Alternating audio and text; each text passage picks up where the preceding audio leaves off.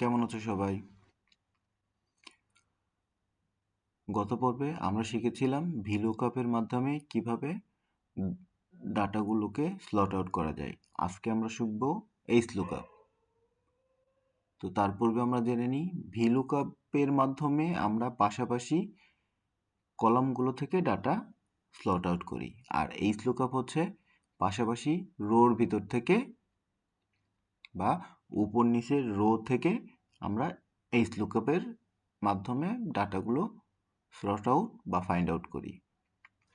তো চলুন বন্ধুরা শুরু করা যাক এইচলুকআপ কিভাবে কাজ করে। ফার্স্ট আমরা এইচলুকআপ ভ্যালুটা দেব, কোন ডাটার এগেইনস্টে করব, আমি নেমের এগেইনস্টে সার্চ করব, কোথায় করব, আর টোটাল রেঞ্জটা কি হবে, এই রেঞ্জের ভিতর থেকে আমরা ডাটা নিব। তো F4 দিয়ে আমি টোটাল ডাটা রেঞ্জটা সিলেক্ট করে নিলাম। কি নিব আমরা এখন? ডেজিগনেশন। তাহলে আমরা দেখি ডাটা রেঞ্জে ডেজিগনেশন কত নম্বর রোতে আছে?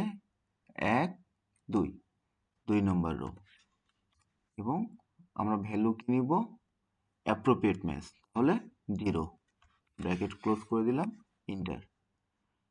তাহলে আমরা খুব ইজিলি দেখতে পাচ্ছি। দেখি এখানে কি আছে? আদিত্য। আদিত্যর ডেজিগনেশন কি ছিল? Senior executive. দেখুন বন্ধুরা, এখানে খুব ইজিলি চলে আসছে আদিত্যর ডেজিগনেশনটা। সেম আমি যদি এই ফর্মুলাটা কপি করে দিই তাহলে পাশাপাশি চলে আসবে। সো এরকম যদি অনেক ডাটা থাকে আমরা খুব সহজেই কারো ডেজিগনেশন বা অন্য কোনো ভ্যালু ইজিলি স্লট আউট করতে পারি। সেম যদি আমাদের অ্যামাউন্ট লাগে তাহলে কি করব? সেম একইভাবেই এইচলুকআপ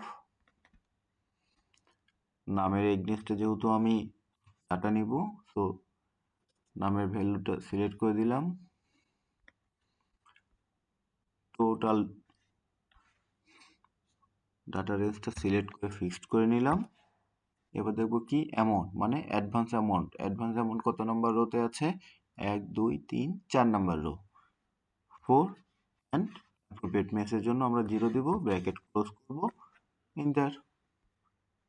এই ডাটাটা যদি আমি কপি করে দিই তাহলে আমি সব ভ্যালু পেয়ে যাচ্ছি এবং খুব সহজে। থ্যাংক ইউ, সবাই ভালো থাকবেন।